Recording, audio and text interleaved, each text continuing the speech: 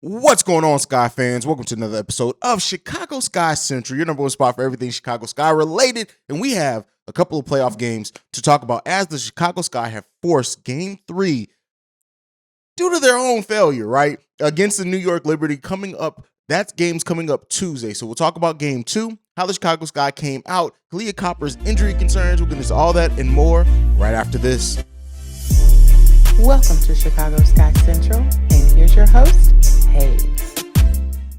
All right, so Sky fans, listen. It's been an interesting two playoff games for the Chicago Sky already. They came out, laid a goose egg against that first game against the New York Liberty, a game in which they should have come out emphatically and just, they're the defending champions. They of their own making, they really came out flat in that game and did not win that game. And unfortunately, it put their backs against the walls. But the Chicago Sky did come out and they reacted the way that we wanted to see them react in Game 2, beating the New York Liberty 100-62. Now, this was after there were injury concerns around Kahleah Copper, who apparently suffered some type of ankle injury at the practice the day before. But she came out, responded with a big game in that, putting all those injury concerns to bed, hopefully for the time being. So let's talk about Game 2, and then we'll get into Game 3, and then why it's important for the Chicago Sky to not be eliminated outside of just wanting them to repeat, but for them to emphatically just, like, they almost have to blow out the Liberty in Game 3. But let's talk about Game 2.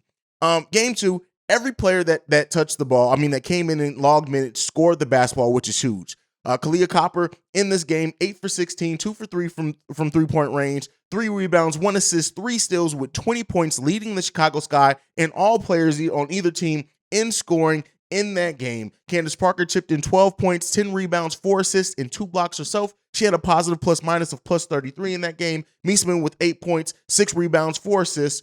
Quigley with 8 assists, 8 rebounds, 2 steals, and 1 rebound. And then Vandersloot, 16 points, 9 rebounds, 4 assists, 3 steals. Coming up big for the Chicago Sky, being her second overall scorer. Azrae Stevens as well in this game, 14 points off the bench. Rebecca Gardner, who's just been huge and a revelation for us, 11 points off the bench. But then we also had Dana Evans chipping in 5 points, Alamon with 4, and then also Hebert with 2 points in her 10 minutes. This was a game in which the Chicago Sky showed their depth. They showed the fact that they are the clear better team. It shouldn't be any question about that. And really, this game was over with by the first half, period. In the first half, the New York Liberty only scored 28 points. In the first quarter, the Chicago Sky scored 31 points and then 21 points in that second quarter. The New York Liberty did not score 20 points in any quarter of any of these games where the Chicago Sky scored over 20 points and over 30 in 2 quarters, but over 20 points in 3 quarters and then 17 points in that fourth quarter. The Chicago Sky won this game convincingly, as they should have. They came out, they responded well, their backs against the wall, facing elimination, and they came out and do what we needed for them to do on both sides of the ball. They came in playing well, forcing the New York Liberty to only shoot 33% overall from the field, 15% from three-point range, and they shot 90% from free throw range, but only 3 for 20 from three-point range from the New York Liberty in this game. And then the Chicago Sky on the flip side of that, 51% overall from the field, only 27% though from 3. They did not shoot the ball well from 3 either. Only 6 for 22 on that side of the ball, but 100%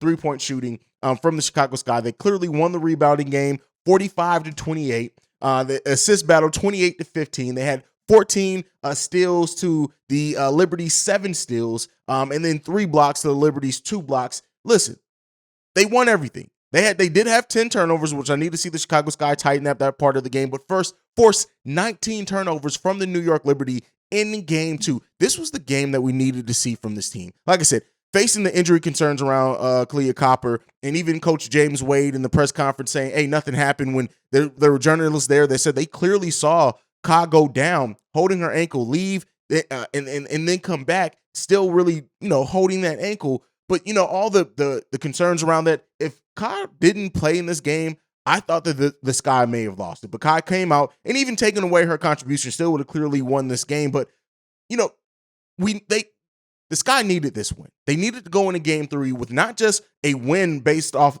momentum based off one win, but they needed to go in because they're going in New York. They needed to have just the life almost taken out of that New York Liberty team. And it's not going to be easy, right? This is the WNBA. We've seen it. There have been teams, especially because it's not a best of 7 or 5 series, it's only a best of 3 series.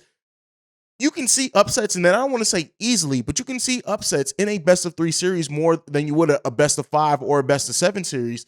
So with that being said, like, the Sky needed to win in this way. And I would never really say, I'm never somebody who goes in and says any team in any sports needs a blowout win, but the Sky did need that in this game, considering the way that they lost game 1. And so with that being said, they did what needed to be done. They took care of business, and they need to carry that momentum going into game 3, because I tell you what, in my personal opinion, the New York Liberty are playing with house money. They can play free. If they're eliminated in game 3 on Tuesday, guess what? Nobody really gave them a chance against the Chicago Sky, as they shouldn't, because we're clearly the better team. But them coming out, being able to be a little bit more loose, win, lose, or draw. Well, no draw. Win or lose in this game, they're able to come out and be loose in this game. They're playing at home. On top of that, listen, I don't think that this game 3 is going to be as easy as some people may think on paper. Now, I do think that the Sky do have the ability to come in and blow them out once again. Let me be clear here. They do have the ability to do so. But I don't know if it's necessarily going to be that hard. Like, Ionesco, she can ball out, right? She leads the Liberty in scoring, leads the Liberty in assists. So I don't want to say that this is going to be a game where the Chicago Sky are just going to have a repeat of game 2. I don't want to take that for granted. And if the Sky come out thinking or expecting that, just thinking, coming in probably maybe overconfident, this game can be ugly. Now, I do trust, I'm of course going to pick my Chicago Sky to win this game, but you want to be clear here. The Sky don't want to come out at all underestimating the New York Liberty in game 3. You don't want to do that, not when the team's playing at home, not when they've already beaten you. You don't want to do that. The Chicago Sky have to play well. They have to play great in many degrees, and they have to come out and be that defending champion that we know that they are. They are the 2 seed in the playoffs, and they need to play like it. They need to act like it. They need to come out going about their business and just take care of business and go home and prepare for round 2. That's what we need to see the Chicago Sky do in game 3, in my opinion. You do not want to take this team lightly. You do not want to risk it in a game 3. You don't want to, because, hey, listen, while I don't expect it and it's not likely to happen, the Chicago Sky can lose this game. And if they do lose this game, it's going to be an embarrassment, especially when you consider the fact of how many players on this team, how they work the contract so they can bring this core back. When you look at Sloot, Quigley, even Ka, taking less money to be able to bring this core back together to try to go after it again. And it's important when you look at like our rookie and Rebecca Gardner, like, yeah, she's great. She's a revelation, but she's 31 years old, right? She's an older rookie. So you don't want to take anything for granted in this, in my opinion. I think that this team is the best team in the WNBA. I think that I've talked about the depth that they have. They're the deepest team in the WNBA, and that's going to bode well for them over the course of the playoffs, but we need to see that pay off. They can't come out flat. No, they can't do it. They can't do it. Like, I'm not going to say that I'm concerned, right? I don't have like this huge concern where I think that the Chicago Sky are really going to lose this game or anything like that. But considering how game 1 put a lot of, not necessarily fear in my heart, but just an awareness of this team. It's the playoffs. And how different it is as I'm in my Bulls gear from the NBA, where every series is a best of 7 series. When you have a best of 3 series, it leaves the door open for a higher chance of upset, because guess what?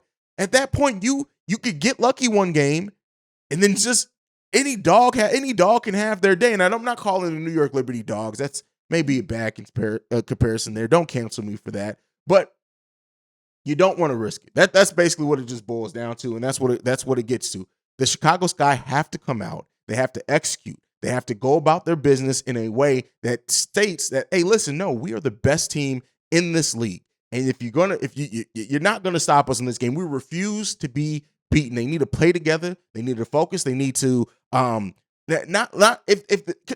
there's a big chance the New York Liberty may go on a considerable run. The New York Liberty may come out of the gates firing on all cylinders, really trying to win this game. And you just don't want to put yourself in a bad position. The Sky put themselves in a bad position with their performance in game 1. There's no sugarcoating it. There's no way around it.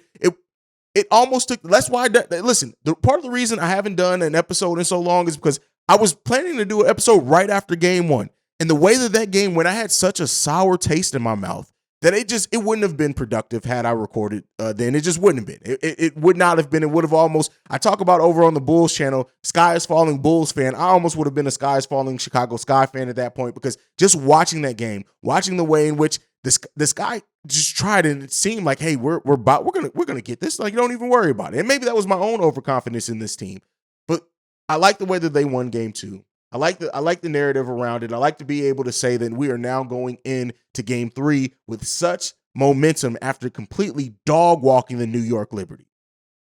But you still don't want to take it. You still don't want to take it. You still don't want to take that chance. And then Kahleah Copper, we'll see what's going on with her. She did start in last game. She played a bunch of minutes. So it seems like there's not much concern there. As James Wade said, that there's not really much going on. But, she even had some injury concerns in game 1, right? Looking like there may be something going on with that ankle there. So you want to keep Ka healthy. And hopefully the Chicago Sky are able to come out, have this game clearly wrapped up, where you can rest your starters. We can take the extra time to get healthy as we prepare for round 2 of the playoffs. But key thing is, they have to take care of business against the New York Liberty. And yeah, that's just what it boils down to. They need to take care of business. But that's it. That's it for me. I will have a post-game show, win or lose, live after game 2 on Tuesday, which airs 8 p.m. Eastern time. So I'll probably be live around 10 p.m. Eastern time. Right after that game, though, I will be live, so be on the lookout for that. We will be covering that. Haven't done a live post-game show in a while, and I promise you I will be live after that game, hopefully celebrating the Chicago Sky moving on to round 2 of the WNBA playoffs. Sound off down below on what's some of your expectations. What are some of the things that concern you? Do you agree with me that the Chicago Sky have to come out and just try to blow them out in the first half? They got to. They got to come out and impose their will in that first half. But that is it for me for today. Make sure you follow the show at Shy Sky Pod on every social media platform. You can send us any feedback, questions, comments, concerns, ChicagoSkyCentral@gmail.com. And lastly, if you want to leave us a text and or voicemail, the number to do so, 773-270-2799. All right, now, Skytown, let's go ahead and get out. Let's prepare. Let's lift our teams up. Maybe I should do a live, pregame show before the playoffs. We'll think about it. But that is it for me for today. Go Sky. Peace, y'all. This has been a presentation of the Break Media.